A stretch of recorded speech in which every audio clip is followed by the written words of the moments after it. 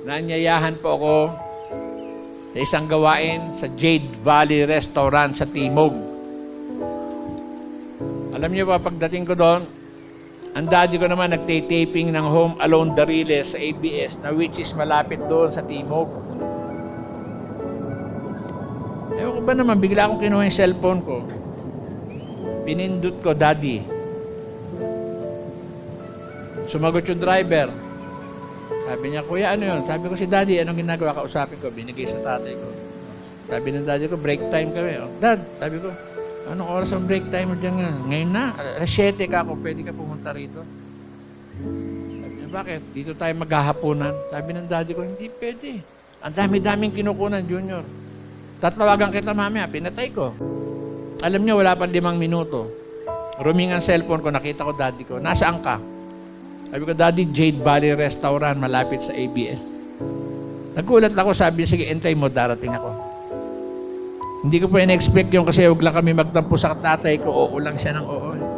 Pero eksakto po alas 7, nakita ko po ang tatay ko sa pintuan ng Jade Valley Restaurant. Kinakalabit ako nung katabi ko.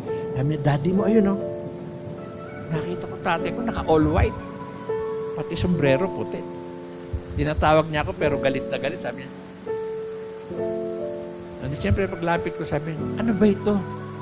Sabi mo maghahaponan. Oh Daddy, maghahaponan nga. Kasi 1,000 po tao eh. Daddy, gawain ng Panginoon. Di inakay ko na siya, papasok din na po siya, nakaiwas ako. Alam niyo po, ang may programa po talaga ng buhay natin ng Panginoon Diyos po.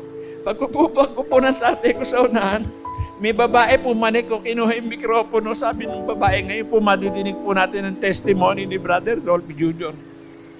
And when I was sharing my testimony, habang nagpapatuto ako, nakita ko po daddy ko sa unahan, iyak ang tatay ko.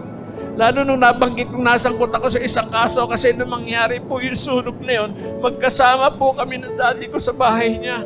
Birthday po ng unang apong babae ng daddy ko. Alam ng daddy ko, wala akong kinalaman sa kaso ito. Iyak ang daddy ko. Hindi na po siya nakapigil. Lumayo ang tatay ko, tumakbo sa akin sa unahan ng daddy ko. Niyakap niya ako. Ang una ko nandinig na sinabi niya, anak, sabi niya, isama mo na lahat ng kapatid mo dito. At doon sa gawain ng mga kapatid, kitang-kita ko po, daddy ko, 2 kamay po nakataas sa tatay ko. Tinanggap po niya ang ating Panginoon Diyos po.